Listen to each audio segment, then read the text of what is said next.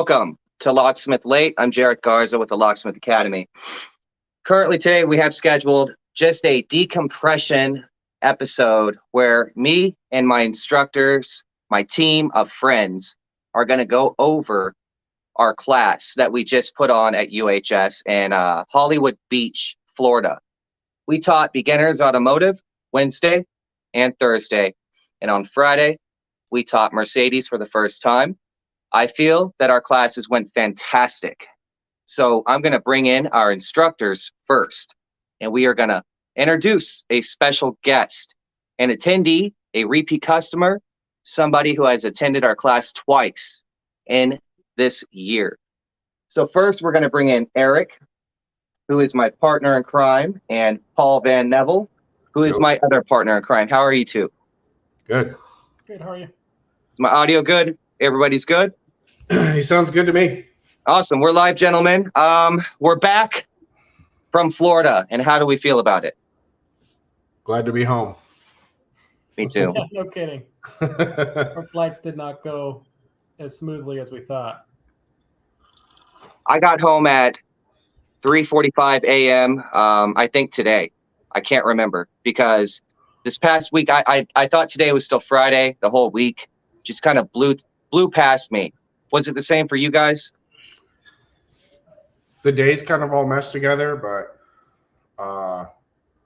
it wasn't too bad for me because my time zone didn't change like yours. I stayed in the same time zone, and I only had a 2-hour flight. So you guys suck. My flight was awesome. What about you, Paul? You traveled the furthest out of all of us. You came all the way from Manhattan, Kansas, home of KSU.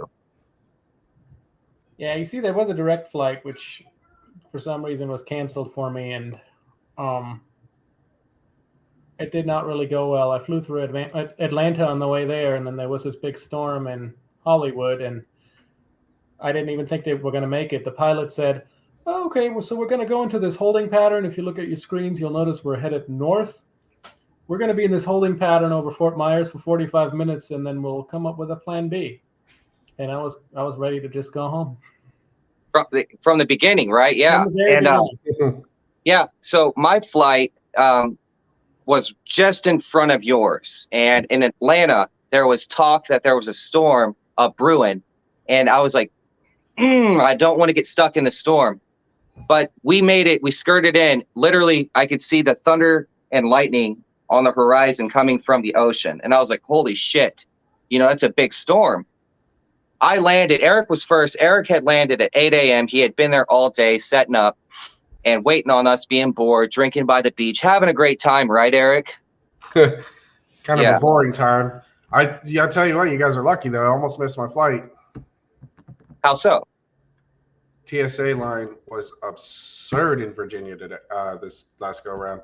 So you know how Fear had told us that at FLL, we would kind of be 5 minutes through TSA. Yeah. I don't know what your terminal was like, but my terminal was like that. They didn't even x-ray me. They just threw all my shit on the conveyor belt and was like, come around, come over here. And just bypassed the x-ray. He's like, put your arms up. I was like, yep. He's like, okay, go on through. It's like, sweet. That's kind of what it's like in Richmond, but not this go around. I got there at 5 in the morning. I left my house at 4 in the morning because it's an hour-long drive.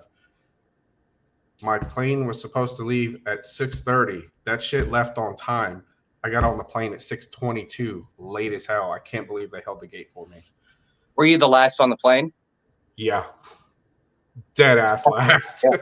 So I was like, is there anybody else behind you? I was like, there's a shitload of people behind me, and I don't know if they're going to Fort Lauderdale. Was everybody on the plane looking at you like, oh, you're the reason why we're not taking off? Yeah. Like I got on and was like all these people staring at me, and I'm like, I'm so glad my seat is the very front on the very inside row. Like, oh man, it would have been great. It would have been great if you had a huge backpack like me and you were in the very back of the plane like me. Every flight I got on, I was on the very back aisle seat. I would have purposely been like, scusi, as I bumped down the rows. They would have hated my ass. They probably would have skipped me for snacks. But real quick, I want to talk about when I landed. I got to the beach. I was blown away. The hotel was beautiful. The there were sea turtle nests all over the beach, and it's nothing like I've ever seen. I saw sailboats, I saw girls in thongs, I saw an old man in a thong, and I was like, wow, shit's getting real out here. But it was just so much of a culture shock for me. Like, they had green parrots that were living in the palm trees outside of our hotel. So I got to say, the location I felt was almost perfect. The only complaint I have is that the hotel was kind of stuck up, uppity is the word I would describe them. Nothing was free, and they didn't seem to appreciate our money. Did you feel kind of the same? Yeah, so they were super nice when I first went there to check in. And like, I noticed as people would come in to check in, they were just like super nice, really, welcoming and inviting. But as we were there, it was kind of like, yeah, we got your money, now go fuck yourself. Come into my shop, said the spider to the fly. Once they had Right. us, once they had us in the web, we were basically trapped, it felt. Yeah, it was a nice You should hotel. tell the story, Jareth. You should tell the story about how they served us the same lunch 3 times in a row, and you talked to that lady about it, and she said, well, it's probably because you guys picked the cheapest thing there is, and that's why you're getting sandwiches 3 times. So we taught class 3 days in a row. One class was fucking wasp just flew into my room. So if you see me sprinting across with my shoe, you know why. Sorry. Yeah. In the middle of class, somebody came into the room with a clipboard and a piece of paper, and they interrupted my class and wanted me to sign a bill for $1,500. And I was like, you're talking to the brokest motherfucker in this room. And I was like, I'm not signing shit, is what I literally said to that guy. I was like, I'm not signing shit. He's like, well, aren't you the guy in charge? And I was like, that's kind of condescending. I was like, yeah. He's like, well, then you should sign this paper if you're in charge. And I was like, well, I guess I'm not the guy in charge. And he was like, where is the guy who is in charge? And I was like, he's running the company that I'm representing. And I had UHS on my shirt. I was like, he's running this company. Like, what the fuck are you getting at? Like, doesn't it seem normal that the representative, me, is not the guy who has the money or pays the bills or sets up the show? But yet this guy pretended like that was alien and I was poor because I didn't want to sign the bill. So he left it. Like, that would be something that would be invoiced. I mean, we've taught at many hotels now, and not once have we ever been interrupted with a lunch bill. And UHS spent a lot of money, dude. $1,500. That's crazy money for lunch to get some bullshit or a few sandwiches. Yeah. They kind of jacked them there. Did we ever figure out how much we paid for the 8 pastries that they served? Yeah, we were promised coffee and pastries at the beginning of our class, and they gave us these like, oh shoot, they probably bought them at Walmart in the pastry section for $8, and they set them on a white plate. I expected cookies, donuts, etc. But the second day, they served the same lunch, and I took a picture of them. Of course you did. The second day, they served the same lunch, and a different person came in because we had complained about the first guy interrupting class and acting weird. So then an even more aggressive woman came in the next day with the bill. And I'm like, what's the deal with you guys and these damn bills? And she's like, where's the guy who was here yesterday? I'm like, running the company like yesterday. And then she's like, well, here's a bill. Can you sign it? I was like, no. And then I looked at it, and it was the same thing. And I was like, say what? She's like, yeah, since whoever is, set this up is cheap, you chose the cheapest option. So the chef must know, like, how many people are going to be in the class. I was like, 20. And she's like, if it's any more, it will be extra. We will have to bring a new bill for you to sign. I was like, lady, I'm not signing the bill. So it was really weird. I don't want to focus too much on that, though. The overall experience was good. Yeah. The staff was bad. The beach was amazing. And our students were great. Don't you agree? Was bad. Huh? Not all the staff was bad. Our rooms were nice, at the bar. I had a really good view. Yeah. So Eric had the 7th floor. I had the 3rd, and Paul had the 2nd. So that was stare at a roof. Yeah, I got to stare at a roof. It was still beautiful though. Real quick, Roof. we have a guest with us though. This man is somebody who stood out to me at the very beginning. The first class we taught for UHS, beginner auto, was in February, right? Yeah. Yeah. We only taught one class, or what did we teach? I can hardly remember. Yeah, it was beginner's auto, 2 days teaching. Went pretty good, right? Yeah, I'd say. So what about you, Paul? Felt pretty good, right? Yeah. Yeah. My philosophy with teaching and education, and personally, like lately I've learned about myself. Like my drive home from the airport, when I'm in my head decompressing, I was like a sponge, super taut, but started to unfold a little bit. And I started to understand myself a little better, that I'm obsessed with myself. I always try to do better. Like, and I know that you guys are the same. And that's something I didn't really notice for a while, is that our team is never quite satisfied with exactly what we're doing. And I think that's kind of what makes us different. The ride home, all I could do was critique myself. As good as I felt, I was like, we could have done better. And I truly believe that's what separates us from most other educators. We just genuinely care about our students. So, Well, we had a lot of complaints. Well, suggestions to do more hands-on work from the last class. I don't think anyone really complained, but they said, "Oh, we would have liked to actually touch some locks ourselves." So this time around, we dedicated the whole first day to that. the whole first day. And Yeah. what did we do extra that most don't do? And this guy shows up with 100 locks. In a Pelican case. Paul showed up with 2 Pelican cases full of learning aids and demonstrations, and it was flown on his dime, checked baggage. The man carried 80 pounds in locks, and 40 in each hand. I carried them to his hotel because I felt bad. I know how much they weighed. And I didn't kill that wasp. It's trying to come at me on my table. All right, so he brought all that stuff to the class, but first we had to dig it out of cars. First, we had to pay for the locks. We are always improving. So we brought those to the class and we gave them what they wanted. And what did we see when we did that? They ate it up. They loved it. It was one of the most amazing things I've ever seen. My favorite student of the class, Abdul, he couldn't pick a lock to begin with. We asked him, who here has ever used a leashy to pick a lock? Basically nobody. I was like, who has never used a leashy? And they all raised their hand. I was like, oh shit, this is going to be interesting. But Abdul, another wasp. Wow, I must have a nest outside my open window. Abdul, by the end of the day, had picked and decoded and made keys to 10 of your locks. And they ranged from edge cut to high security. So one day with us. Go ahead. He was picking Volkswagen and using that old shitty single lifter leashy, and still did a good job.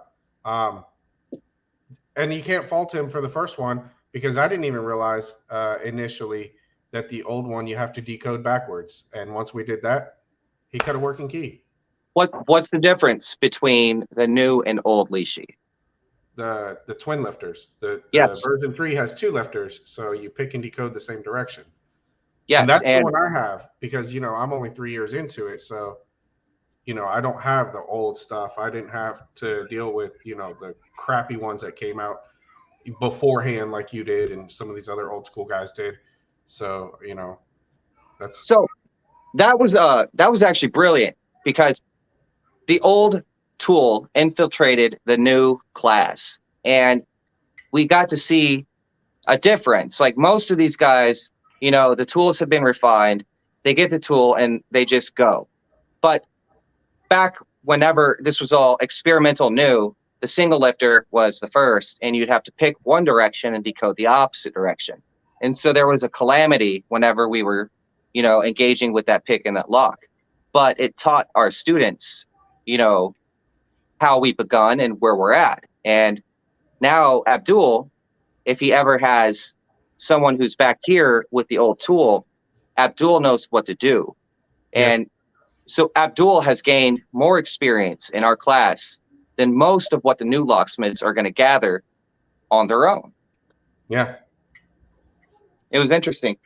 Let's go ahead and take our time to introduce our first guest. This is Micah Cruz. Micah Cruz attended our first class at UHS, and it was Fort Lauderdale or Hollywood Beach that time, or Yeah. Hollywood, Florida.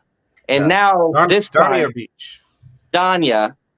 And then this time he was at Hollywood Beach with us. So let's take a moment to introduce Micah Cruz. Micah, you're on. Hey, Radiohead. How are you doing today, Micah? I'm doing amazing. Unlike y'all, I had a drive back home and a drive there. We did it just like last time. And 8 hours there, 8 hours back. I had the privilege of driving there. It was beautiful. The beach was amazing. I've never actually been that close to a beach in a hotel. And unlike your hotel that charged you way too much money, in my personal opinion, I actually think I found a steal for about $115 each night, which was pretty decent. And it had hot water, so I was happy. What hotel did you stay at, Micah? We stayed at the Marriott. It was 20 blocks away. I think it was the Beach Hotel, or what was it? Hollywood Beach Suites and Hotel. It was motel, actually. They call it a hotel. It was pretty nice for what it was, I thought anyway. And you came all the way from Waycross, Georgia. Is that right? That is correct. It's pretty cool. Both times, if I recall. Yes, indeed. Next time we do this, we're taking a plane.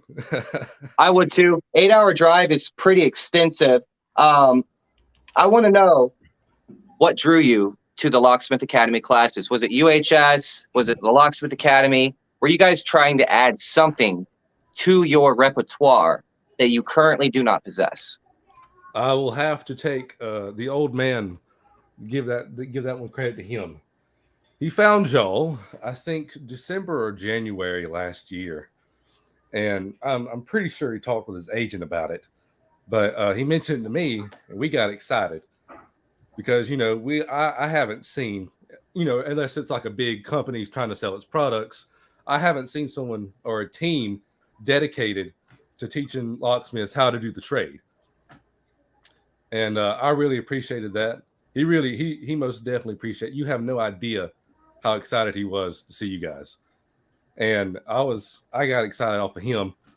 And when we got there, it was, man, y'all blew me away after that first 2 hours. I said, whoa. You had mentioned that at the beginning of class, you and your father were kind of conversing about how. Tell us about that. What was your first... Yeah, I love like internal dialogue. I love metacognizant thought. I like to know like what you guys were thinking and how your thoughts changed or progressed like as we began to get started. So we got to the hotel. I was going to start the night before. We got to the hotel, and y'all probably remember this. Night before, we came to look at the room we were going to be at because we wouldn't know. And came in that night, saw y'all guys talking about where y'all going to go to eat at. And I was like, I'm hungry too. I can't come along though because I don't know these people. Anyway, came in next morning, front row. I love it. I love the chemistry. So I was like, all right, let's give this thing a chance. I want to learn. I'm here to learn. I have my notebooks. I'm ready. These guys come in with some UHS representatives, start unpacking things or have things already unpacked. And they're over here talking, conversing, moving around for about first 10 minutes. My grandfather looks at me. I look back at him. And what he said to me with his eyes was, there's too many chiefs and not enough Indians. I was like, all right, guys. Give them a chance. We didn't come down here, pay $500 just for nothing. They got something to offer us. We don't know something that they know. So let's just see. He really didn't want to see. after that first 15 minutes, he was finna leave. Woof. I'm serious. He was finna leave. He was finna be gone. I was like, just give him a chance. And we were there for after the first 20 minutes. Jared stepped up, introduced everybody, welcomed everyone, asked everybody's names, where they came from, and then we got started. And they went delving right on into the basics of car rekeying, or not rekeying, leash Car key programming. origination. Yeah. Yeah. And it was beautiful. You presented it very well. The chemistry, like I said, was great. And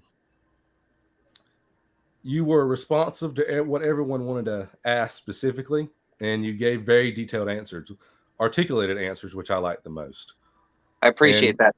And he said afterwards, that first day we came back to the hotel room, and he said, I didn't believe him. And I in the first 15 minutes, and I was like, you just had to give him a chance, because after that they blew you away, because y'all blew him away.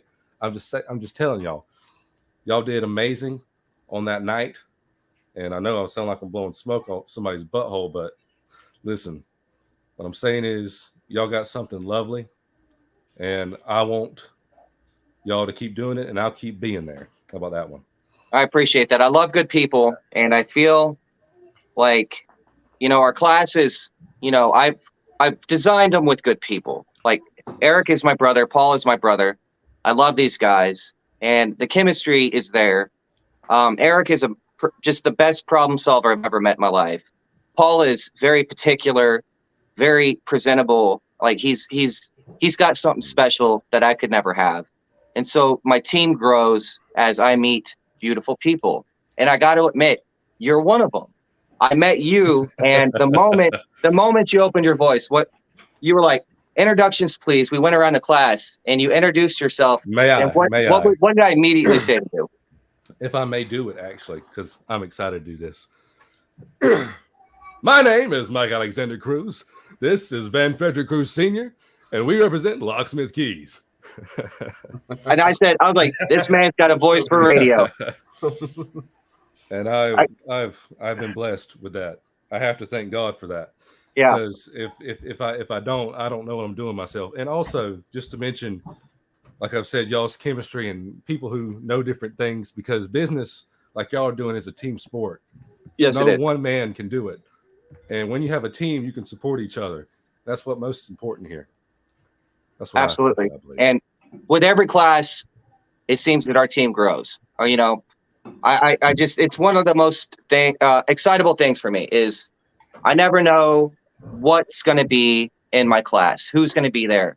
I get really terrible students, and I get really awesome students.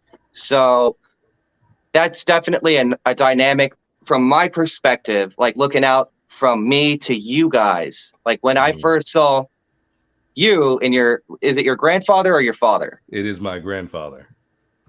I was like, this is going to be an interesting team right here. What was that yeah for?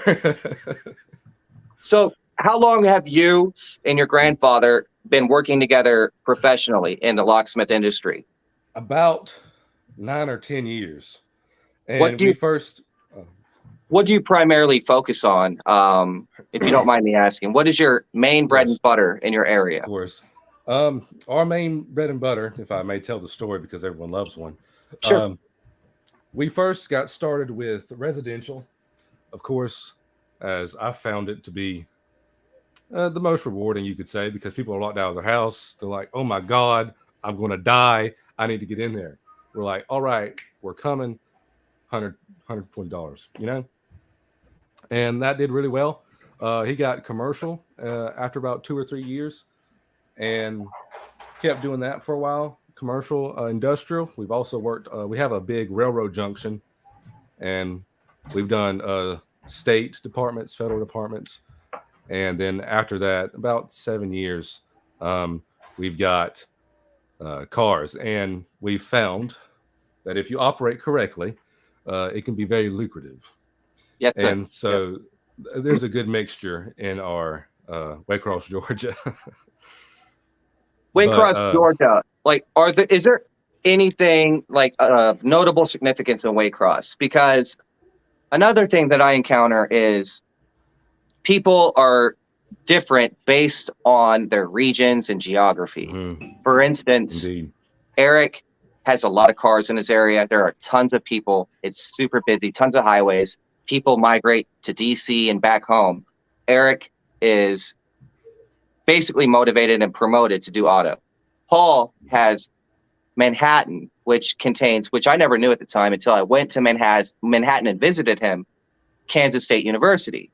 So KSU is in Manhattan. So Paul is opened up to more commercial and industrial and stuff like that. Me, I'm in a college town too. I've got like 5 colleges, but I chose not to partake in commercial and focus on all the students that come to and fro. So I do auto. So in your particular area, is there any like prevalent,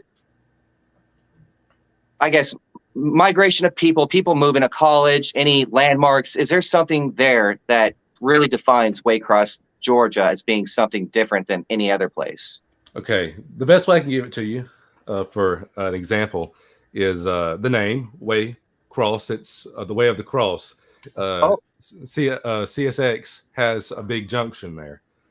We come from about 6 or 8 CSX is lines. A railroad, right? Correct. Okay. And that's basically what the town was built off of. We also service a very close county nearby, most of the time Pierce County. We also service Alma and Brunswick, and a lot of business from those places as well. Another thing is some district departments, for like a district in Georgia, multiple counties. We do district, so I guess mostly administrative, industrial, and since Waycross is a hub, from different locations, we service a lot of cars from different areas, and there's also a really large car dealership there. So you see mostly newer vehicles or older stuff? Because I think Jareth and I, we always see the vehicles when they're at least 10, 15 years old, and Eric sees all the new stuff. We have a good mix because you on a great day you can see a 1952 Chevy. Another day you could see a 2023 Chevy. So it's a spectrum. There's a wide variety. Not too high end cars though. I think the best we got around here is a Mercedes or a Corvette.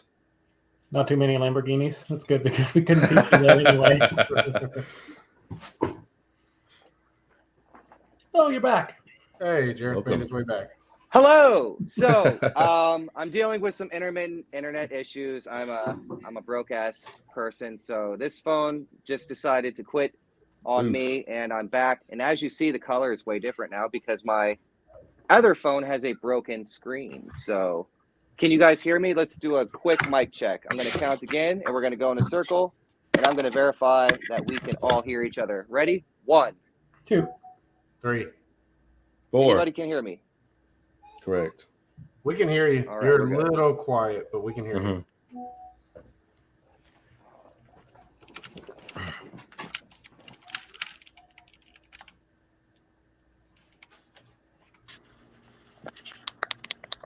What about now? Better. Much better. Much better. Okay. All right. Sorry about that. So, technical difficulties as per usual. My life is rather chaotic. Sorry that I left the stream there, Micah. You're good, man. All right. So do you guys have you guys got many dealerships out there? Do you think you'll have any like as you get more and more into auto, any bigger accounts, or is it probably just going to be more of like servicing the general public? We're going to be a lot more of both. We've got a offer because literally just the general manager of a big dealership in Waycross that owned or that headed a good bit of them, like 5 or 6, was like, "Hey, if you do that Mercedes class, we'll take you over the other guy." So I was like, "Oh, okay, let's go do that." Yeah. Do we need to print your certificate or something? Maybe. I'm getting a little feedback on my end. Bear with me. Micah, after our Mercedes class, do you feel comfortable with doing Mercedes? I feel lovely doing Mercedes. I'm excited to go out there and crush it because the old man wants me to specialize in this. To be specific, I'm really excited to do EPROM as a technicality, as in there's a challenge, I want to solve it, and you got to be really specific and you can't mess up. That sounds fun to me. Yeah. What do you think of the soldering? I think module, right? Sir? So, Did I give you a practice module? You did. We were gonna buy a solder from Home Depot over there in Miami, but we came back early. So let us send you get with one of us afterwards, and we'll send you a link of all the good stuff to buy on Amazon. Okay, it'll probably be Jared. It's not that expensive, but trust me, you want to get the good stuff. Thank you, I appreciate it. You saw the struggle in class, right? I did see your struggle in class, but you saw we still got it done with a crappy iron. Yeah, remember, take the plastic off. No cheap Chinese. Yeah, for real. Solder and soldering and EPROM, you want quality equipment. So what I always recommend people buy from Amazon and not Home Depot, and that they know exactly what they're going for. Okay. Well, yeah. Do you have a micro center out there? Just out of curiosity. A micro center? What do you mean? Yeah. They're kind of spread around the country. You would know it if you had one there. Okay. They sell a lot of the same stuff that we buy for soldering. Flux, solder, irons, hot air stations. They sell all that stuff off the shelf. I'm just curious if you had one there or not. It's kind of cool to go in there and walk around. Paul's got one, right? No, I have to drive all the way to Kansas City. How far is that? It's definitely worth a drive. 2 hours. 2 hours? Okay. Yeah, the local one we have here is an hour from me. So it's still a little bit of a drive because it usually ends up being 2 hours with Northern Virginia traffic. It's really cool. They have all the Arduino stuff, and if you wanted to build something, prototype it, they have all the little connectors and everything you need. It's really cool.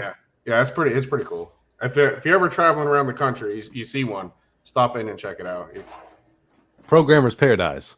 Yeah. Well, they sell all the computer stuff you could imagine, computer PC parts. You can just completely nerd out in that store. I've spent so much money in there. I have a store credit card. Completely jealous of anybody that has a micro center because wait for my.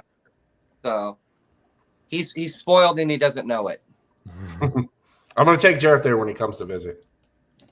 I'd love to go. So Micah, now, what's yes, in your sir? What's in your future now that you have attended our classes? Is there anything that we have put in your brain that you will now carry in your bag of tools? Yes, indeed. There is. It's called there's more than one way to skin a cat on whatever you do. And there's, like y'all said, there's levels of difficulty depending on how far you want to go and how much you want to charge and how long you want to be there. I think that was going to be a related question that I might spiral into. Apologies. How big are your cities that you have to travel often? That's a good question. My city is 120,000, but the colleges grow and shrink. So during summer, I have 80. Really? Yes. And how many locksmiths are around there? 6, I think. I would consider 3 competitors and the others just kind of unlock things. If you know, you are poor. I'm very poor. You are very poor. There is a good season for you, though.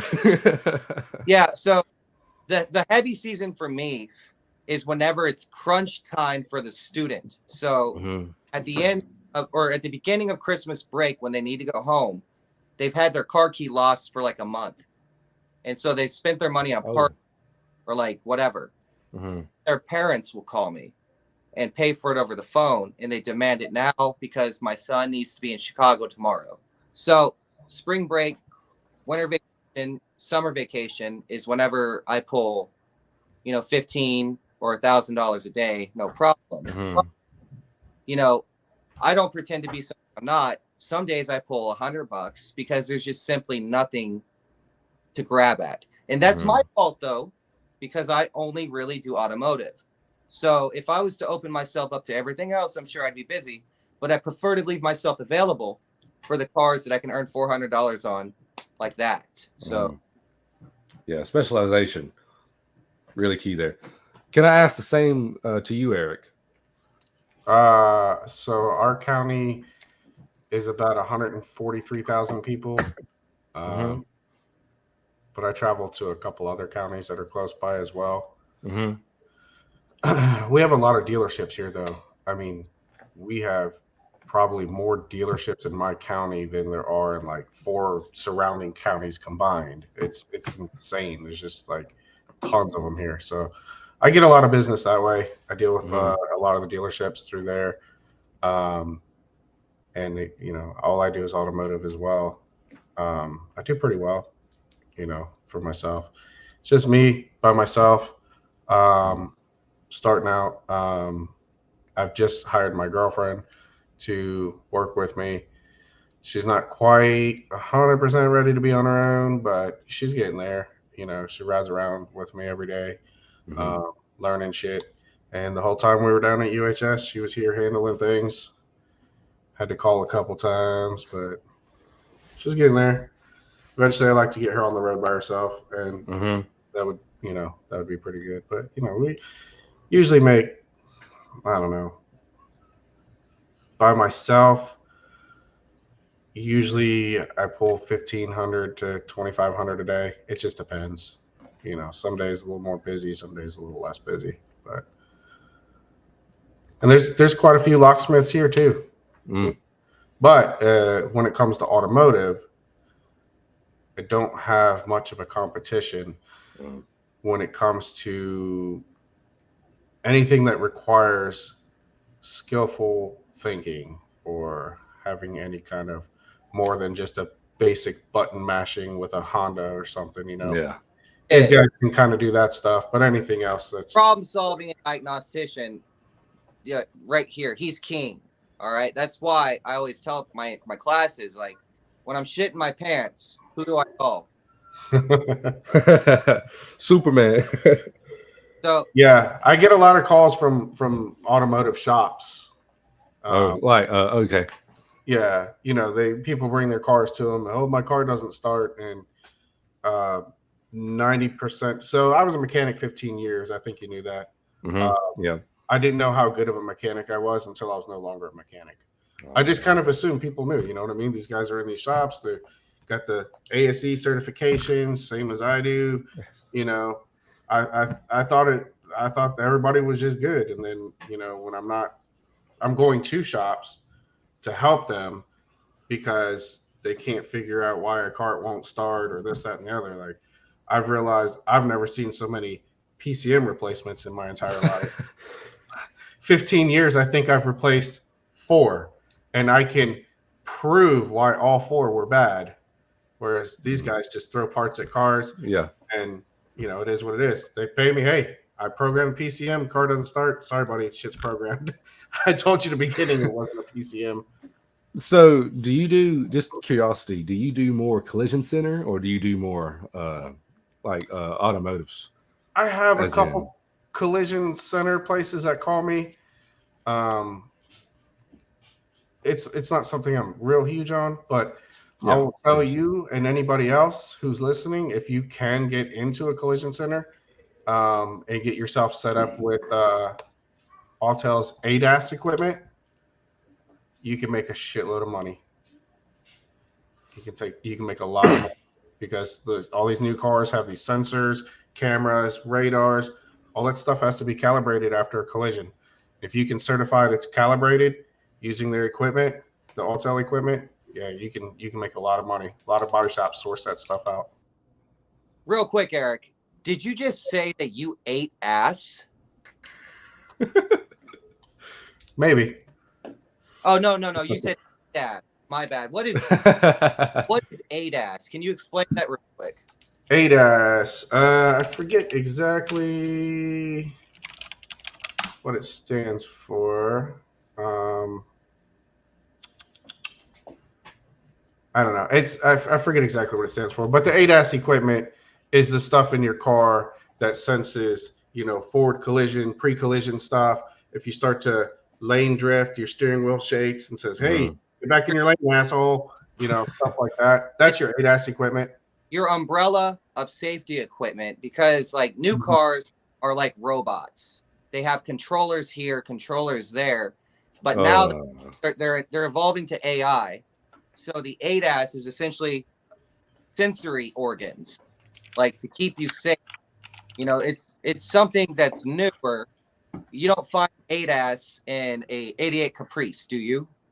Advanced Driver Assistance System. There we go. Just looked it up. You don't find it in old cars, right? Correct. It's stuff that's in newer cars. It's the future. It's now. Yes. So like a Tesla would have it, right? Right. Your new Cadillacs, your new Fords, especially a Ford, we deal with Ford Active Alarm where we have to be quiet or else the car senses us. Is that part of the ADAS system?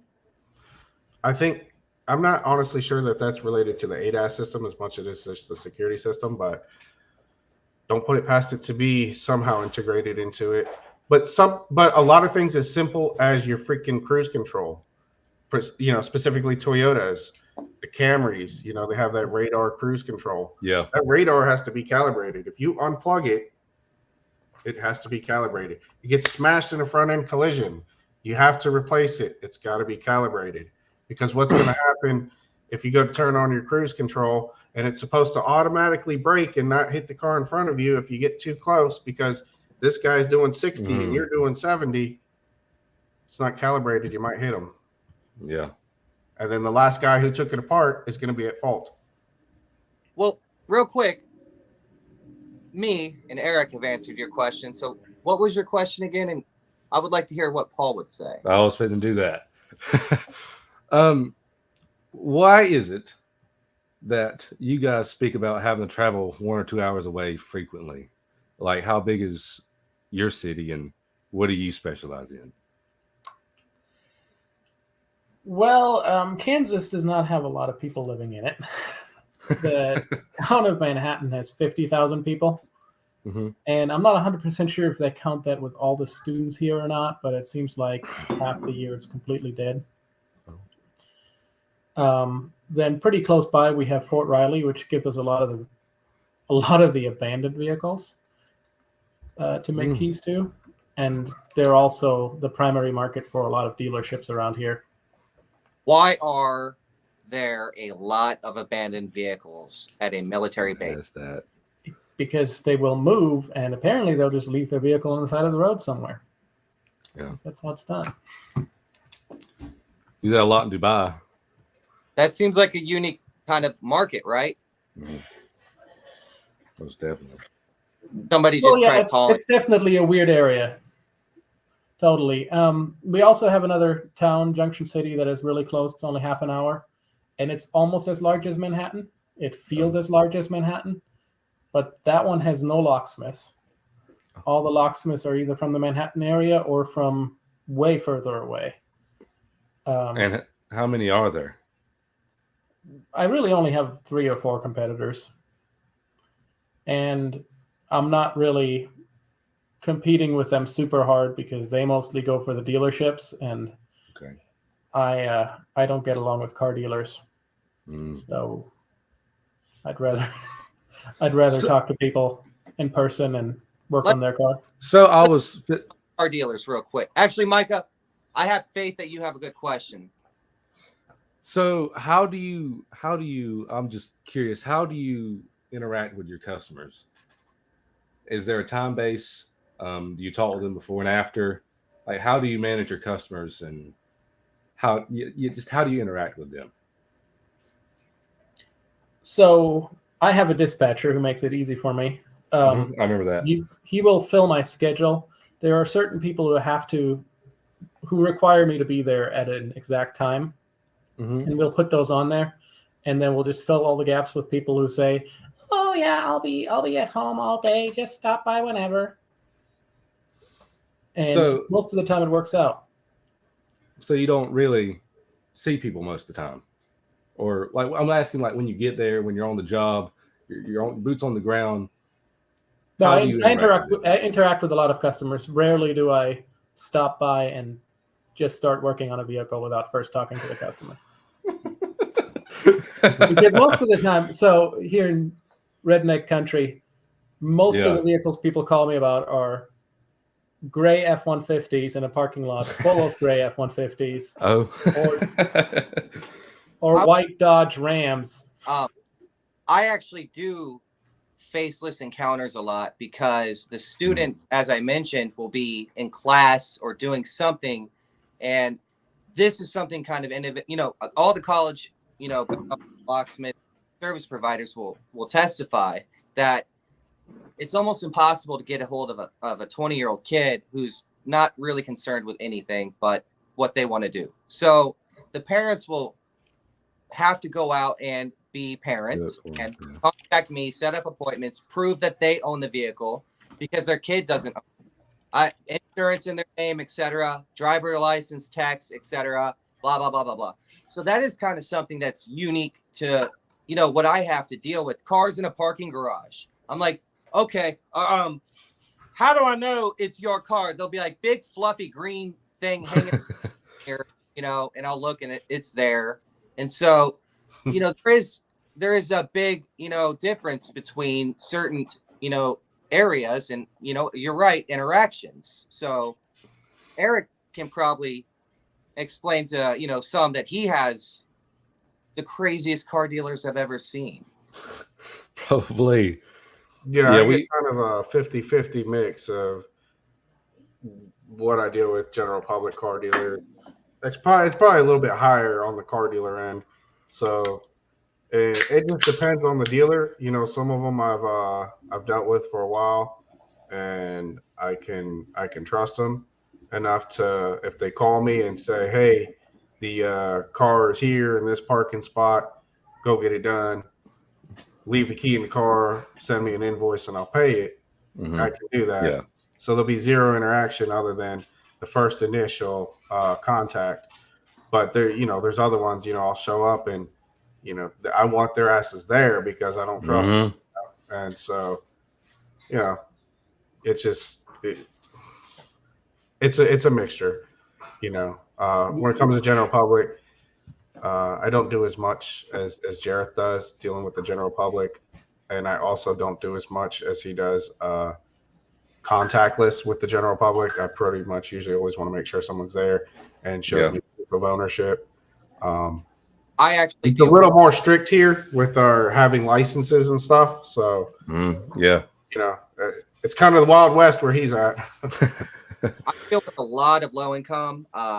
Columbia seems to be either low income, higher professor income, like college bound, tenured, stuff like that, and college student, which are non-locals and they're fleeting. They are single time purchase.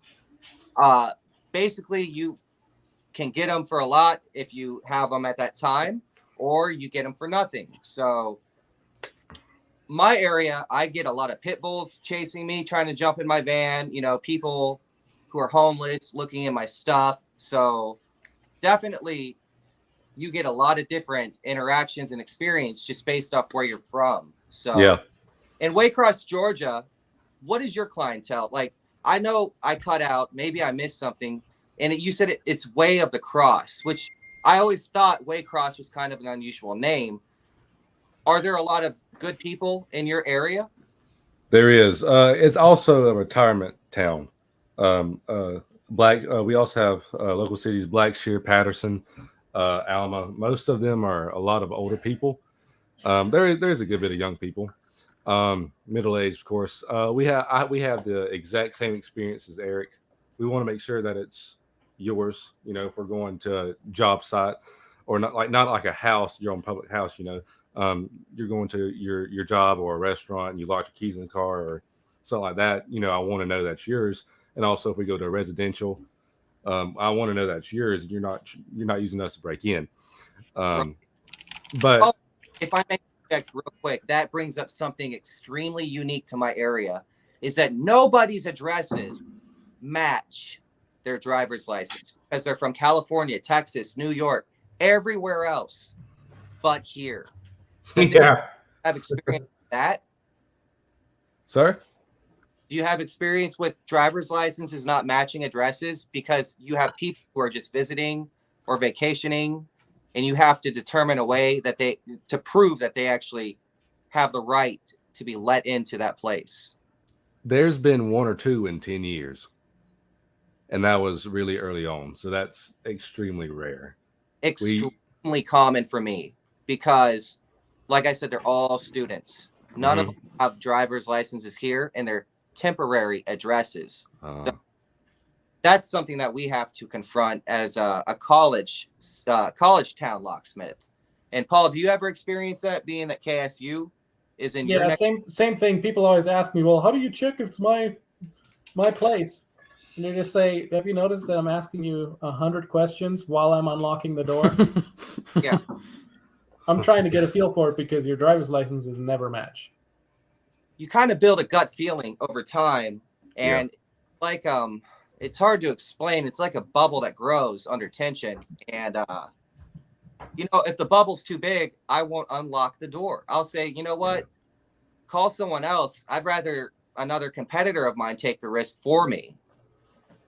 Do you remember that 3-way call we had, Jareth? That lady's Honda I had to open?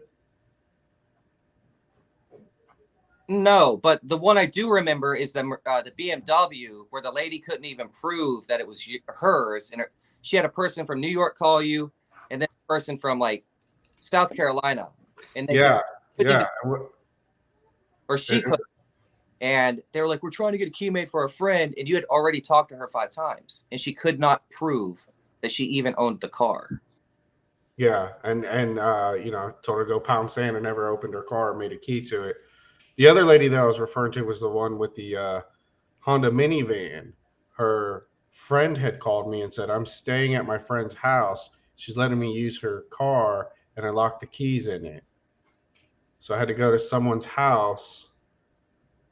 The person who was there to greet me did not live there and did not own the vehicle. So I made her friend call me. I spoke to her, and then I told her to send me a photo of her driver's license to match it up, and it did. And I said, okay, this is your Honda Odyssey. So yes, I said, okay, you're giving me permission to open it on your behalf for your friend? Yeah, okay, all right. So that was that one I picked in the rain. We were on a 3-way call, I remember. You and I have been on many 3-ways together, haven't we? Yeah. Paul right in the middle. 4 ways. But that's more rare. So Micah, we're approaching an hour, and I really got to know, like, I've been so excited to meet you, people like you, your family. Your grandfather's great. He has a great smile. I love the curiosity in his eye. I do too. But I have to know what's next for Dynamic Duo. What are you excited about, bringing to Waycross, Georgia? So let me explain this. He is the trade and I am the business. As in, a business is a team sport. And we go out all day, every day, unlocking things, rekeying things, making keys. And we're going to be doing e-promming, and we're going to be doing, more high-end cars, more dealerships. And my part is I'm going to these classes so that I can make a business system from instructions. I can write down instructions. I can tell someone what to do and how to do it, and how to do it in a timely manner. We can train these people, and then we can send them off to a different city as a franchise. A recipe for success. I'm building a business system. There you go. For employees. That's what I'm doing. Mm-hmm. The old man is really focusing on improving how he does it and how he does it in a timely manner, figuring out the secrets. And he's really in the trade. Well, we're in the trade every day. But what we're offering to Waycross is not only that, but he taught for 22 years at a federal prison. He loves to talk to people, and he's a profound believer. He talked to people. He loves to talk. He loves to talk In a federal prison. He taught in a federal prison for 22 years as a vocational training instructor, training people how to build houses from the ground up, everything. So he was teaching people who are a lot of disadvantaged people go into prison. I'm honestly somewhat disadvantaged myself. I have a criminal record, and this is what saved me. This was and is my salvation. I would probably be 100% different if this had not entered my life. And so people like your grandfather are like, I love him. They give people chances that most don't. That's a fact. And he loves to conversate. He loves to find out about people. He loves how people tick.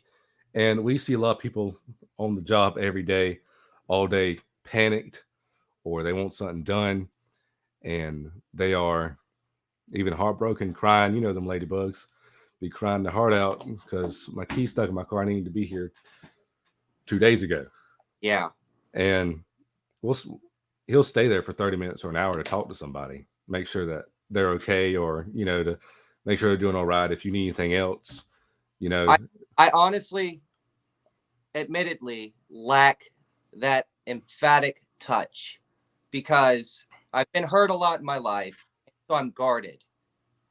And typically people find me cold. I'm there to do their job and I'm gone.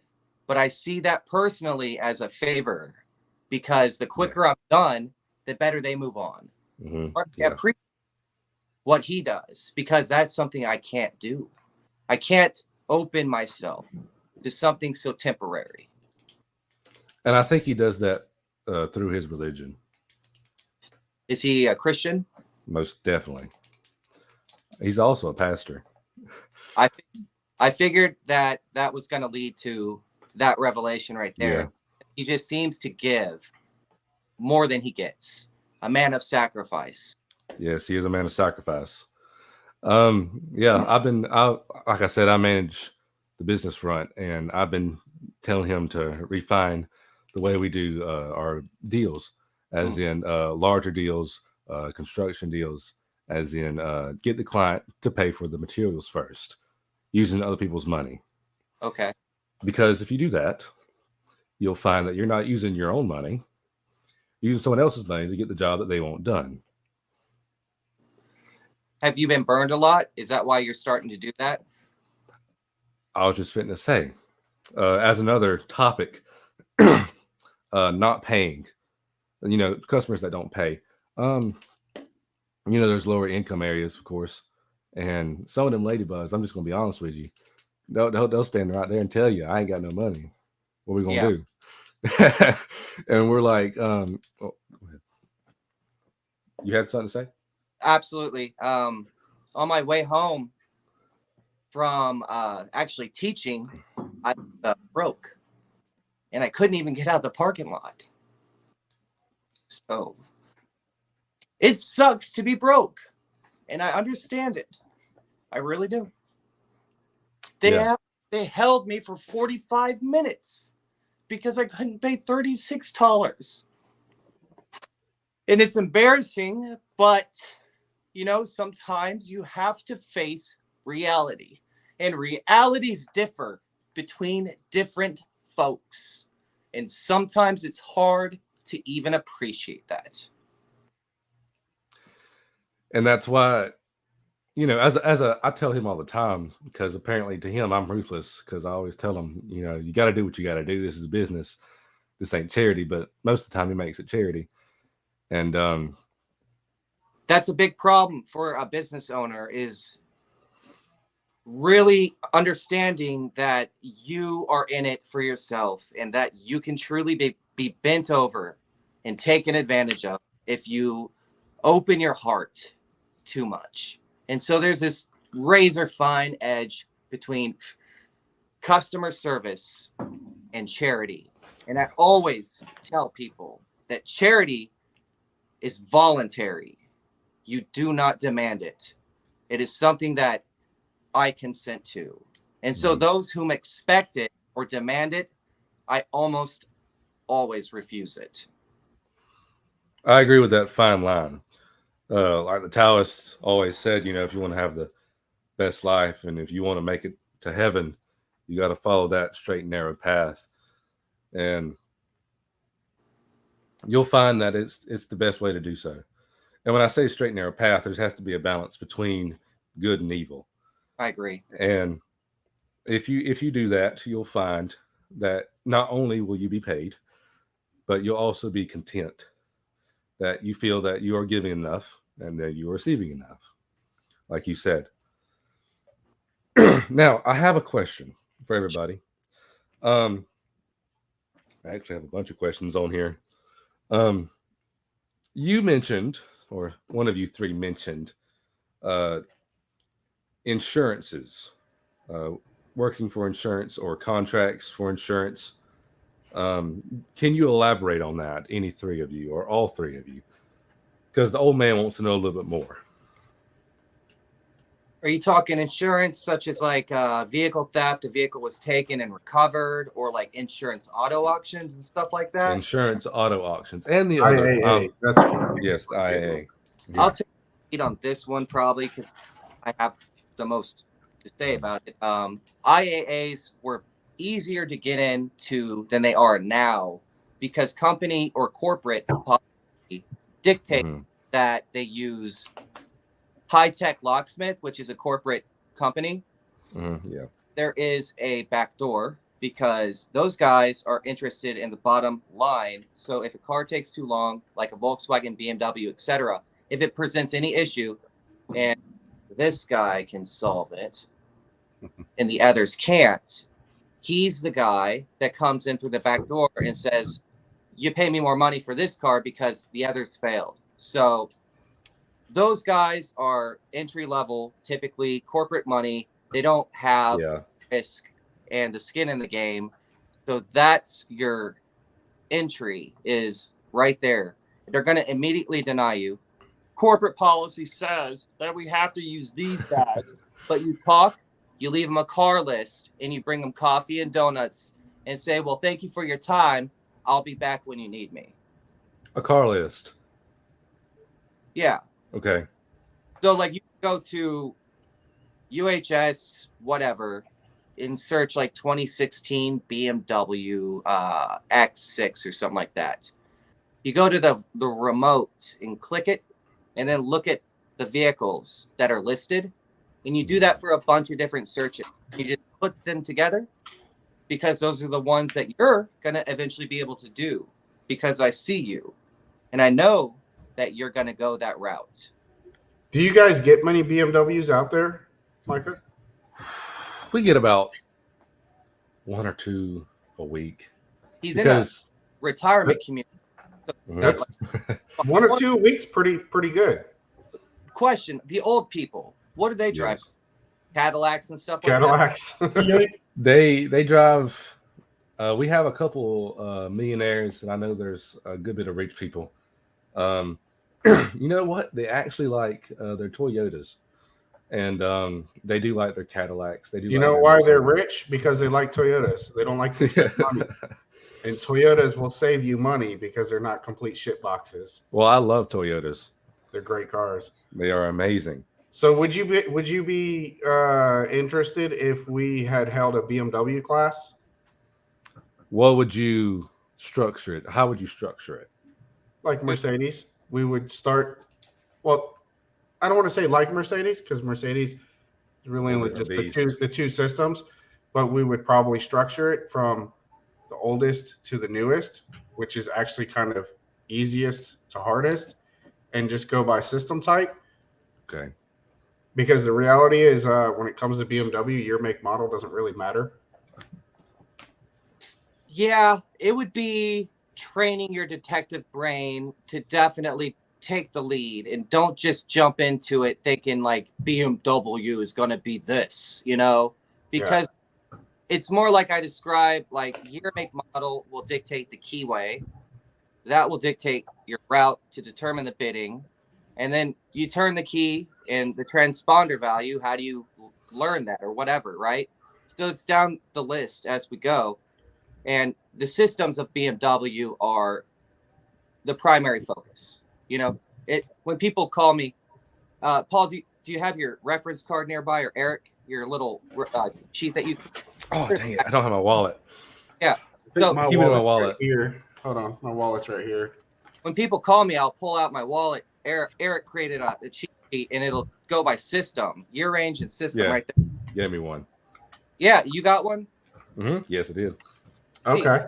So that essentially, like, if it's FIM EDC, that tells me the remote and the process, etc. So I list the price. You know what I'm saying? Exactly. Mm-hmm. So you'll know, you look up system type, you already know what remote you need. So then once you know how to do them in your head, you've got the route. Somebody says, 2009 3 series, you look at your little card, you're like, CAS 3. Okay, I know I need this remote. I know the cut code is going to be visible when I scan the car. I don't even need to pick the damn thing. Just get it open. I know what module I need to attack. Okay. Yeah. So that sounds interesting to me. Is that something you think you would like? Most definitely. We would be there. Okay. And so, Micah, what other questions do you have for us before we conclude our interview today? This man got a notebook. Start on page 1.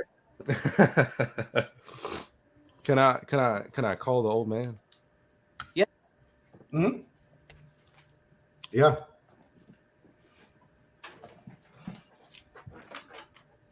So Mike is the old man real quick. We're gonna Eric and the three horsemen are gonna talk.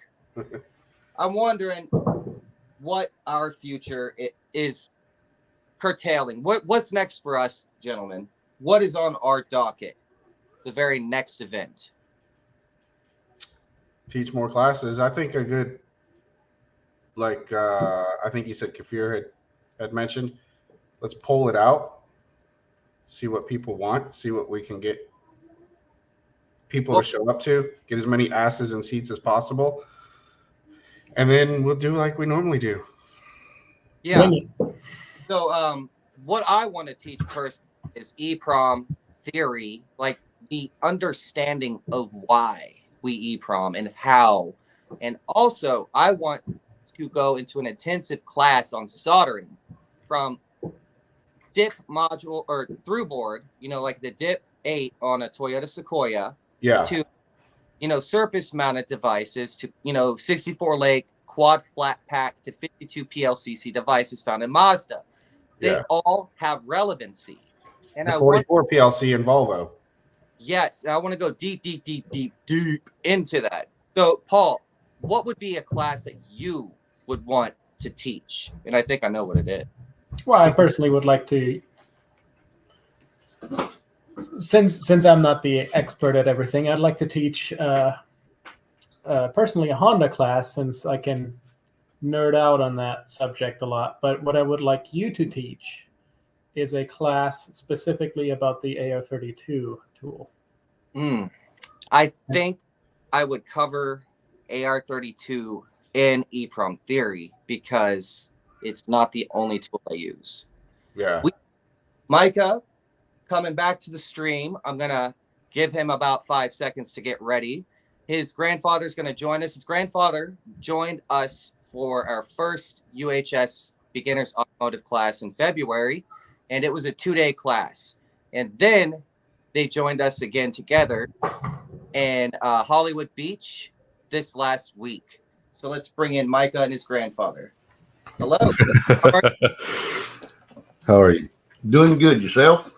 Very well. So I did find a question. Yeah. So I do have another question.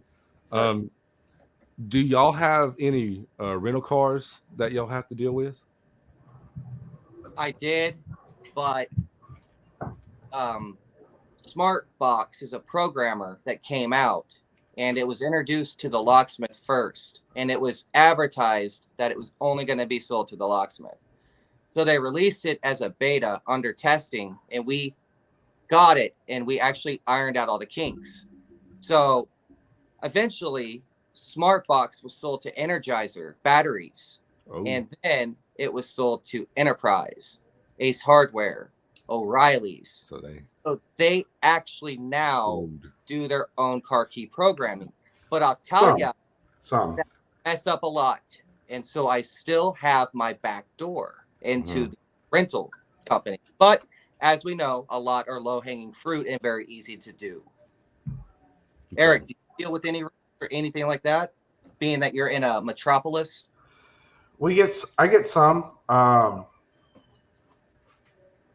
But a friend of mine locally, she's a locksmith, and she went to, I want to say it was one of the rental companies, and they use some, I don't know, yes man corporate company.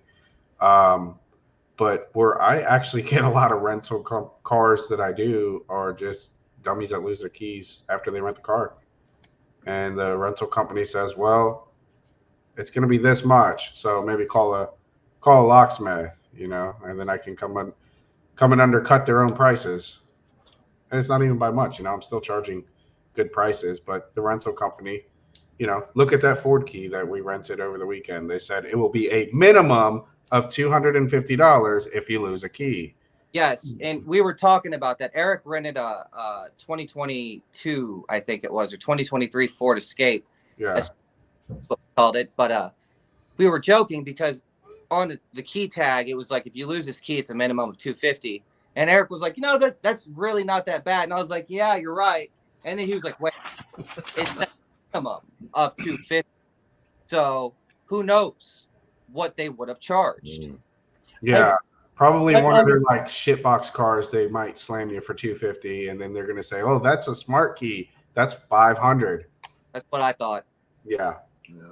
I've undercut them on a few Hyundais and Kias with the flip keys where they pretend like that's a super expensive key, and I just make them a metal blade and an adaptable remote, and they've always accepted it. Yeah. Yeah. So I want to ask your grandfather, how did you get into the locksmithing business? What brought you into the industry? It's always an interesting story, and I feel you're an interesting guy, a vocational teacher in federal prison for 22 years. What got you into locksmithing? Actually, I've had 4 back surgeries, 2 knee surgeries, 1 shoulder surgery, and 1 ankle surgery.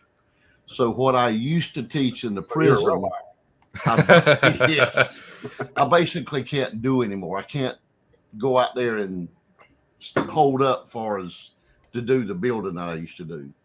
So then when I decided, okay, well, I'm the type of person, I'm not going to sit around. And so I said, what can I do? And well, my wife's great uncle was a locksmith, but he died. Before he died, he tried to get me to buy his company. And I didn't know anything about locksmith. And so I said, no way, I'm not doing it.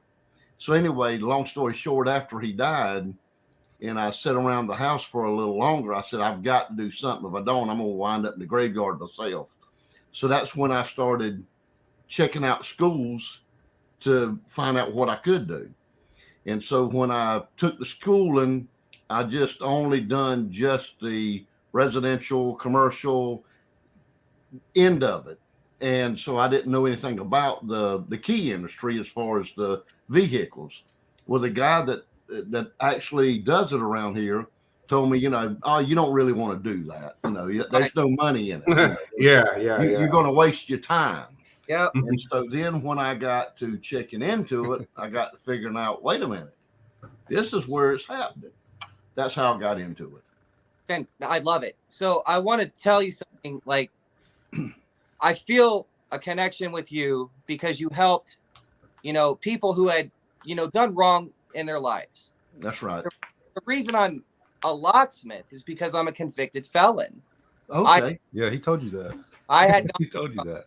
and I had fired a gun into an empty car out of revenge because I was pissed off for losing a fight. And there was no danger to anybody. I was just like an asshole.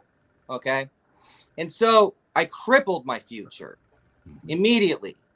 I'm lucky I didn't go to prison. I was about to go into the Marine Corps. Oh. And that's gone. And so I too searched for something I could do. And I didn't even know I could do it. I took a leap of faith. Yes. My probation officer told me, ain't no way you're getting security clearance, you convicted felon, and I was like, I'm going to prove you wrong. You're not going to paint me into a corner. I can't even work at a gas station here or be a waiter because I cannot serve alcohol, tobacco, or sell lottery tickets. So I was left to figure it out. And is that a statewide thing? What? Is that a statewide thing or is that federal? Don't know, don't care. Oh. It's something that affected me at that time. And I'm so just curious. I never knew that. But it was a problem that I had to cope with, Absolutely. You have to understand from my point of view, employment was extremely limited. It was like I was going to be poor the rest of my life. Yeah. And the sad part about that is when you do whether it's state time or federal time, when you come out, you still have handcuffs on you, so to speak, because there's so many limited things you can do being convicted anymore. Yes, sir. Yes. And here's the sad part about it is that there's so many people in there that's so talented, and that's one of the things. Even when I would teach them, and I've told you this before, but I'd always tell them, in these next 3 years that you're going to be with me, taking the courses you're going to be taking, find something in this course that you absolutely love to do. Yes. Once you find that you love to do, you'll never work another day in your life again. Yeah, I'd agree. I think what you did with that was ingenious, by the way, as to work on a website and to give lessons out. That's pretty good. Did you have any other ideas at first? Just curious, if I may. Yeah, so nobody wanted to teach me to be a locksmith, obviously. I tried to gain employment the right way, and they were like, So I just used my detective skills and found research online and found places that would sell me tools. And then I would buy locks here and there. And in my free time, practice. And so I started to gain confidence and skills in private and work on myself. And never satisfied, always up the goal ladder, rung by rung. And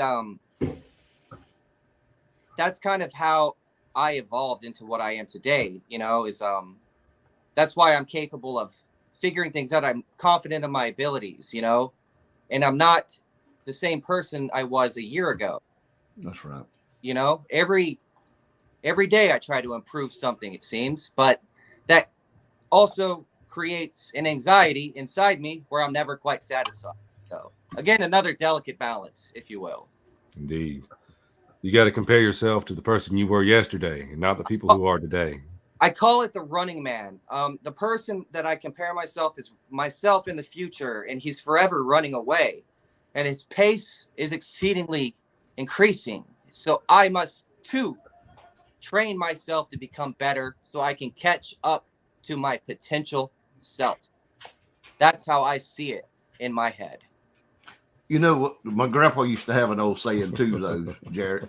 He used to say, a day that goes by that you haven't learned something is a wasted day. Amen. And I say I'm a rookie because For real. Every day is a new lesson. And I hate them, honestly. I'm not like I hate them wholeheartedly. I hate the fact that they misrepresent themselves as like complete or I am the package. There's no such thing. And that's my biggest tension with our industry and education is whenever people try to compel you to believe in that fallacy, because I refuse it every time, no matter who you are. May I ask one more thing before I get into the other more serious questions? Just curious, how did y'all three get together and decide, hey, let's do this thing for real? Well, we'll start with Paul since me and him have the most history. Go ahead, Paul. Well, Jareth had been building his YouTube channel and his following and making a lot of people angry, but I knew that the potential was there. Also, at the same time, Wayne Winton was building his following, and he started working on a project, Wayne's Lock Shop. And I figured it'd be a good idea to introduce the two, and boom, they did not get along. They hated each other. So I suggested, because Wayne has a very good product, but the platform I thought was lacking. So I kept telling Wayne, you should try this other platform. And I told Jareth, there's this really cool platform that you should try. And he immediately bought it. And it's not like, oh, it's a platform, you buy it, it's $100 or something. He spent thousands of dollars. Yeah. Now, let me interrupt so that I can point this out. Paul was working for Wayne, and I was too. I was helping Wayne build his automotive catalog on his educational website. And so a disagreement occurred, and our relationship fizzled out. Boom. So it was gone. But Paul was still a part of Wayne's, empire. So I respect that. I don't scalp. I don't do anything. But me and Paul were friends, and so we kept in communication. And so every idea that Paul gave me, he gave Wayne first. And so I'm a difficult person to convince. And so he was like, this, and I'm poor. So this website, here it is. And I looked it up, and it was huge. It was crazy money. And I made the mistake of reaching out and giving Lightspeed, the company, my details, and they harassed me, but they were good at doing it. So I eventually spent $5,000 for it. And so it was probably one of the best decisions of my life, so I gave Paul so much credit, and he changed my life that time, and there's no looking past it.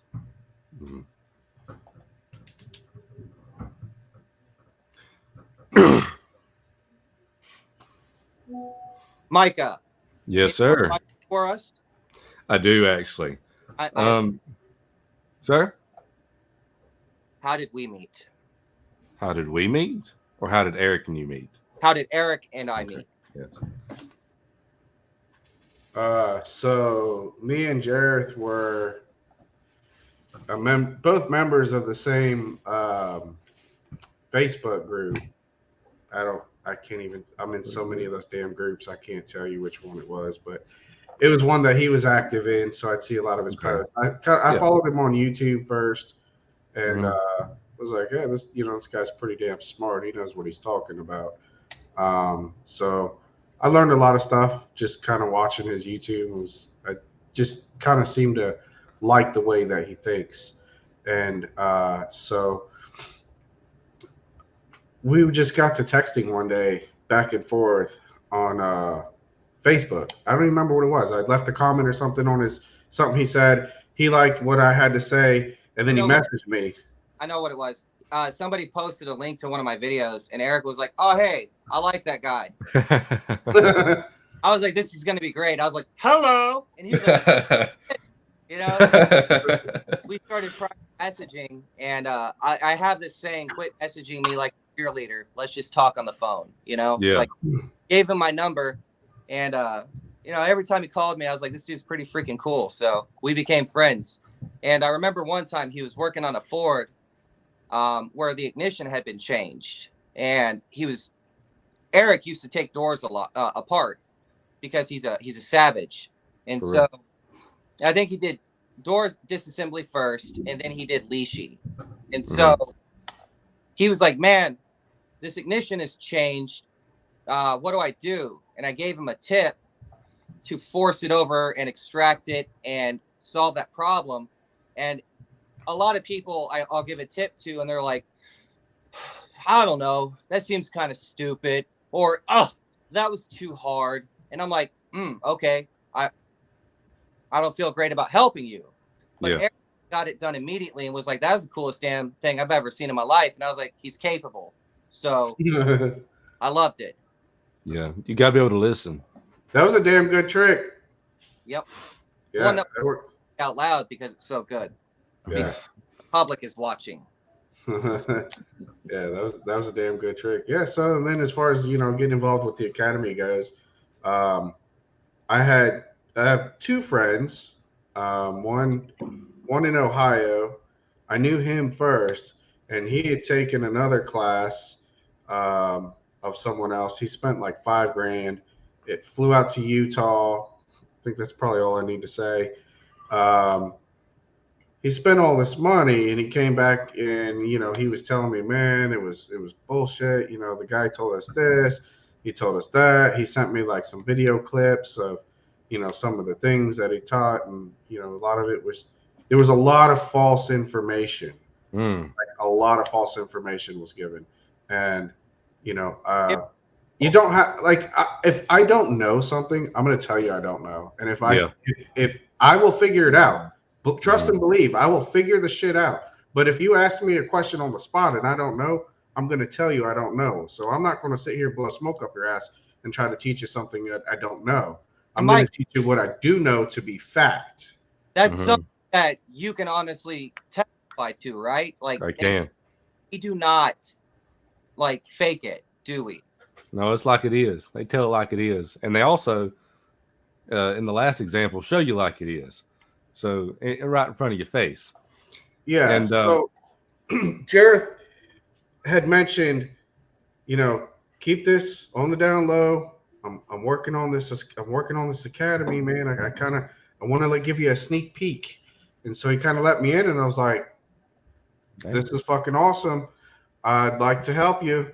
And I was like, I do a lot of cars. I can make some videos. I can record things. And then, it took a little bit of process of refinement and working with him to get my videos to be good. Well, still not as good as his videos, but I get the job done. But the point is, he was a little hesitant to bring me on at first because, I've heard that a lot. A lot of people say they want to help. What's in it for you? What are you trying to do? And God's honest, my biggest motivation was just, I wanted him to succeed because he speaks fact.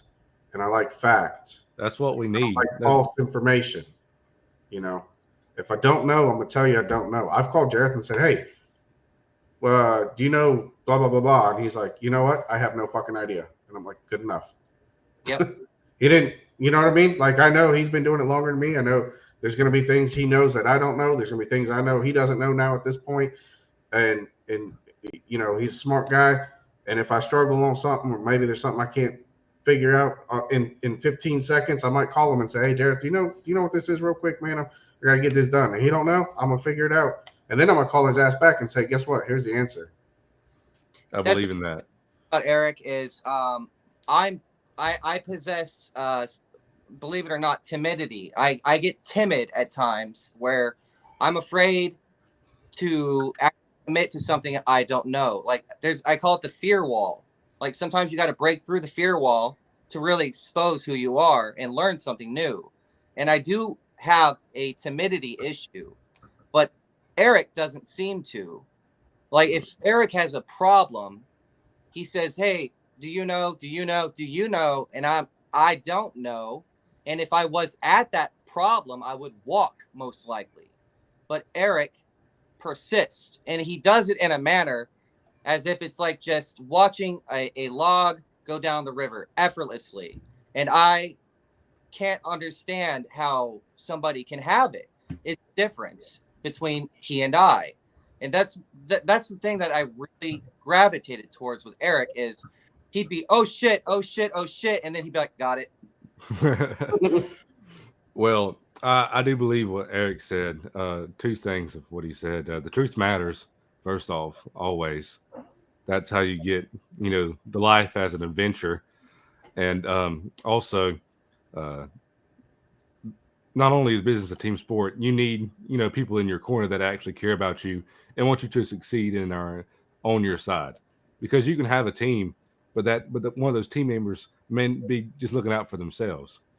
And you really want to make sure that everyone's on the same page and we're all trying to make this one goal happen and we all want you to succeed.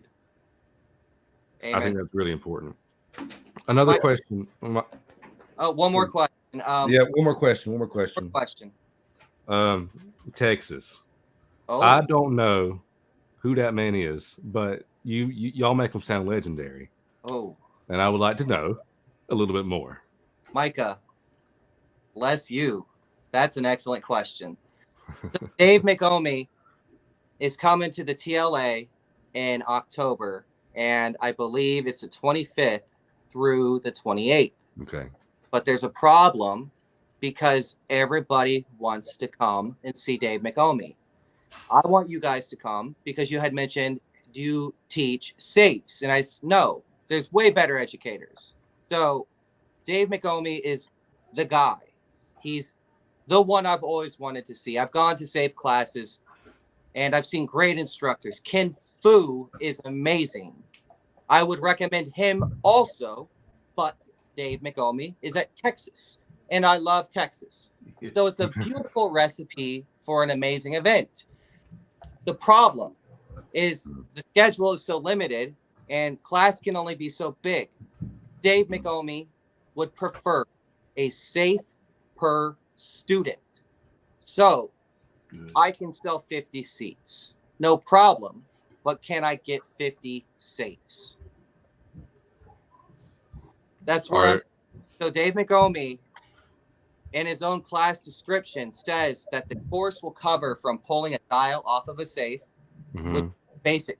That's how we begin sometimes. To top drilling, side drilling, and etc. Troubleshooting. He goes from, like I do, guys. Like, start you at the baby steps where you should already be.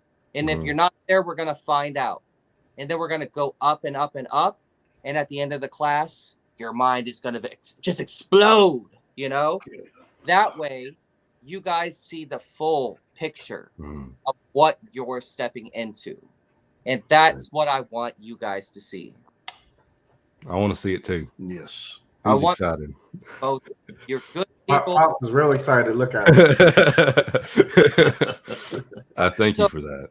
That's another issue also, is like, I will be there teaching. And Micah, you had said, I'll just attend your class. And what did I tell you? You said no. You said you need to go see him. I refused you because I brother to brother, I want your best experience. And I have you in mind. And I know you've taken my classes. I've put that in your head. You're a detective now like me. And I want you to expand your own future in front of my eyes. And I know for a fact that if you go there, that's what's going to happen. And this beautiful flower of a man that I see is going to just keep blossoming into something more and more amazing. Dave McOmie is pulling people from the Philippines, but I want you there. I want you to be there.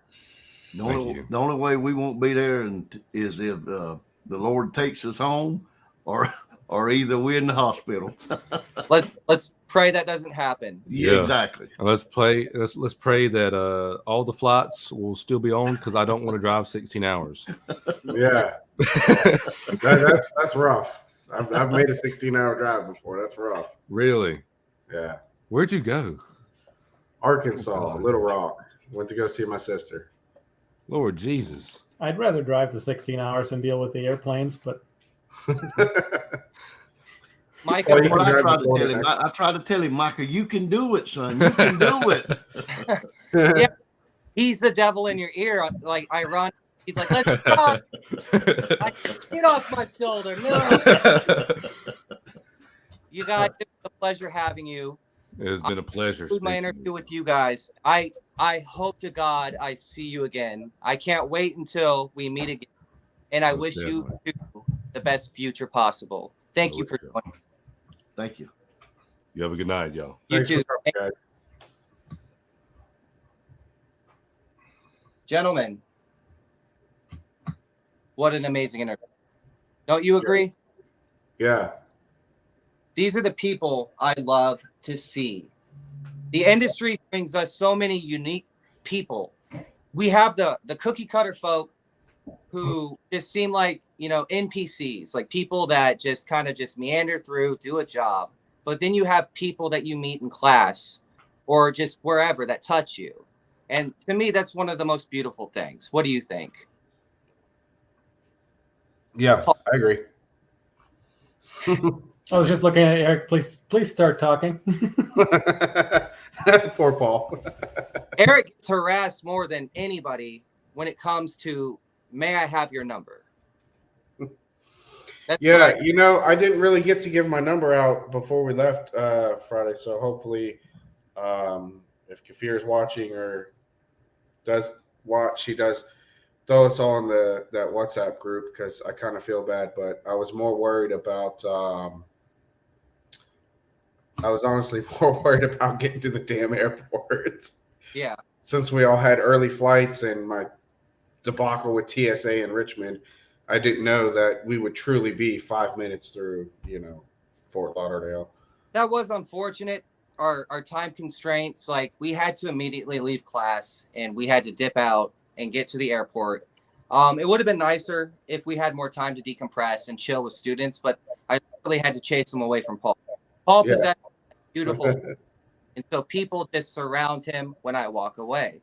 And every time I come into the classroom, I'm like, there it is again.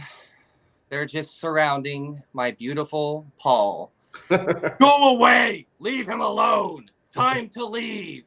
And Paul, why is that?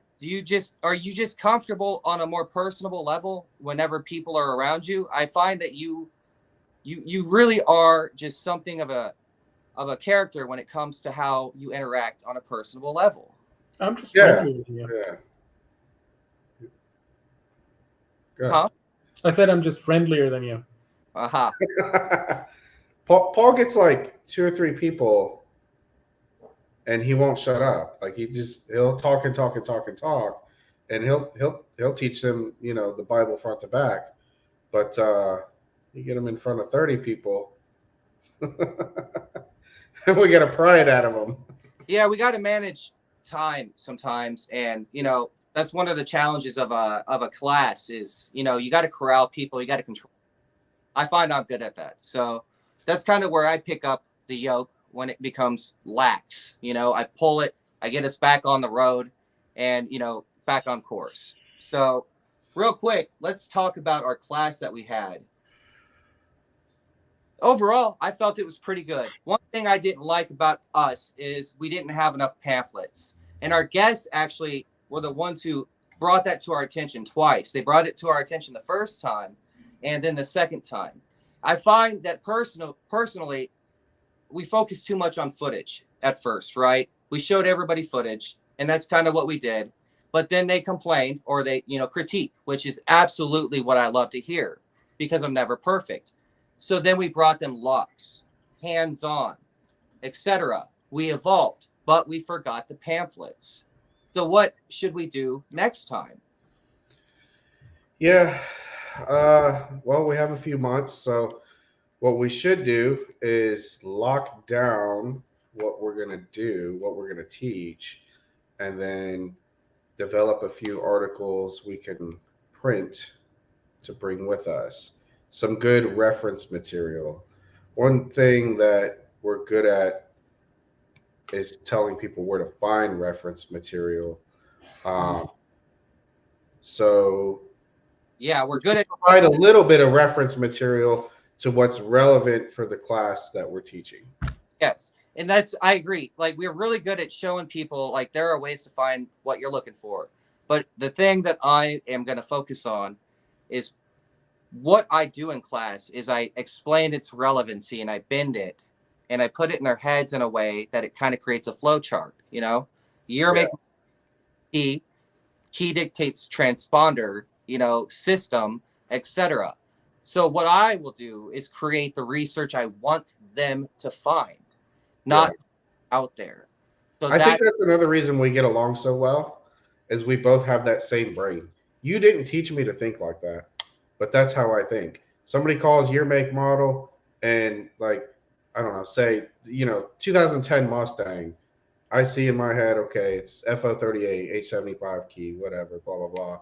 I already know in my head, okay, that key is a, 80-bit transponder. I know it's going to have an onboard remote, Fine.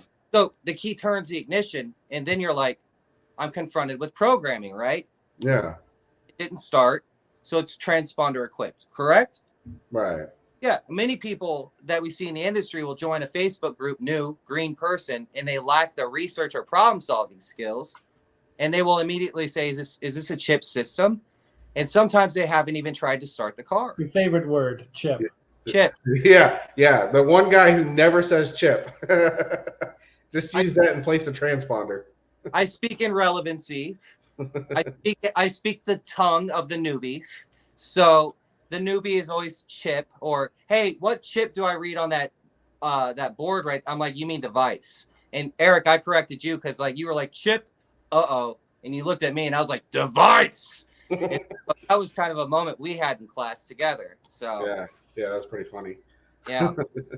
But I don't hold it against people because I once too was new, and I try to always keep that in perspective. So regarding, the new versus the vetted or experienced, I try to put that together.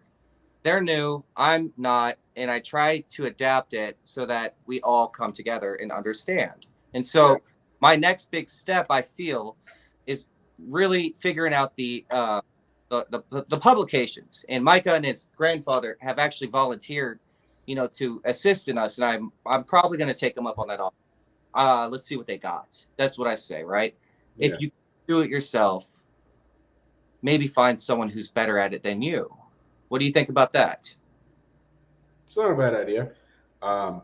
We could write it all up, at least one, and let them, assemble it and see what we think. Yeah. I say, why not, right? Let's test it. Let's see what happens. Honestly, what do we have to lose? That's what I feel. Yeah. When you say write it all up, I see you on ChatGPT saying, write this article for me. That's not a terrible idea. What did Paul say? How did you produce so many good articles so quickly? I'm a genius. Excuse me. Yeah. I'm really looking forward to our future. I think that we possess critical thinking, and I think that's really what makes us unique. And you're my friends and my brothers, so it's always fun. And so our dynamic in class is definitely something that matters. We're not confronting each other, contradicting each other. We've actually shared experiences that we shared with the class together. And so we're able to produce these stories and allegories and lessons, and it's more philosophical than it is just educational. You know what I'm saying? Yeah. One of my favorite things in class is how often we teach each other. Yeah. I learned something new from my own class almost every time. Yeah. Like Paul and his Honda. Yeah. Like he's so persnickety, like, oh, if it's quarter locked counterclockwise, then you got to only pick this track. And I'm like, I don't care, because I go after whatever's binding. But Paul probably will pick the lock faster than me because he knows the rules and I don't. And so I'm just being an arrogant asshole. But, Paul will present that fact, and it's something eventually I bet I soak up and, and use. Yeah. And, the whole valet system, how the hell the actual valet key works versus a master key. Like, his article is just fucking brilliant. There's like no other way to put it, because there's no I have never seen anything that articulates and explains that better than what he did. Well, neither had I. That was the problem. And that's what he did. Go. He got the best Paul created semi-published article in the world. Paul created the research he wanted to find. He didn't find it, and so he created it. And so spectacular. I was like, you know what? I don't care. Paul put it on the website. I was working on my own stuff. You guys kept telling me to look at it. And I was like, I don't want to. And so in class, when you guys showed it, or Paul did, I took a seat and just shut the F up and listened. And it was brilliant. The only thing I don't like is that it's not downloadable, you know? And I think we should improve upon that. We could, yeah, that really wouldn't be hard to take that exact article he wrote and put it into a downloadable PDF, throw it into our file vault, where our other produced PDFs are, your EEPROM articles and so on and so forth. That wouldn't be hard to do. We could actually do that if you wanted to. That would be something we're going to do. So yeah. Guys, PLA, our next event is August, correct? We're going to be at Aloha. Is that where we're? Mm-hmm. So we are going to be at Aloha. We are going to not teach. So don't expect us to teach. Don't expect there to be a class held by us. We will be sharing booth space with UHS. We can teach you there. Excuse me. Also, we will be having a lock picking competition at Aloha, if permitted. And we will try to crown some kind of champion. So, again, we face a rather difficult question on how to exactly organize such an event, but it will happen. After Aloha, what are we doing? So I guess that's going to depend on UHS's schedule, because Kafir had said somewhere between September, October would be our next UHS classes. And I know TLA is in October. So if it ends up in October, we're going to have a busy month away from home. Yes. I'm kind of hoping for September, because we had talked about something in September. Yeah, me too, personally. But Paul may have some things going on. We don't know. We all have our lives, and it's difficult to kind of coordinate and, hop around, the globe, or the country, not the globe, country, and, do these kinds of things. It takes us away from our markets where we can earn $1,000, $2,000 a day. And, instead we trade off for less, So in October, we're going to be pretty stretched thin if it's 2 separate events. Hopefully it's September. That's what I'm hoping for. Yeah, I hope so too as well.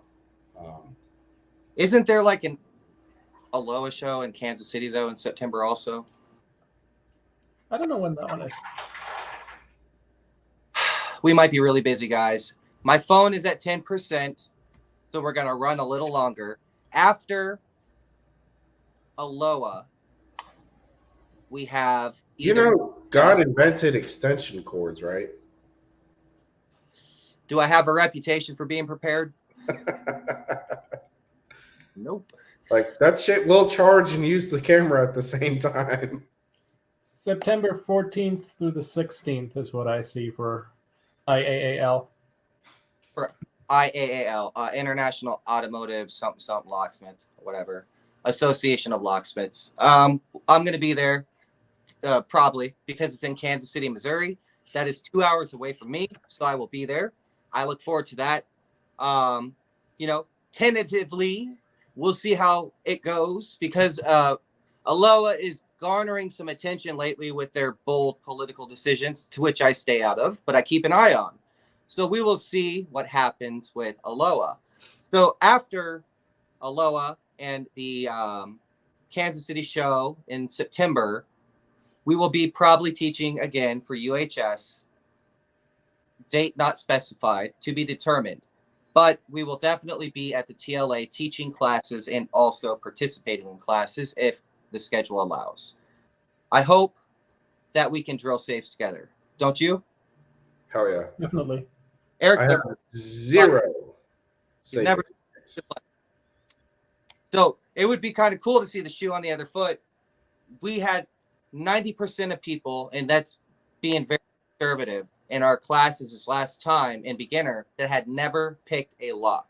So I would like to see Eric confronted with the same kind of, I've never opened a safe, and see where he goes from there. Are you not excited about that? I am. I don't know.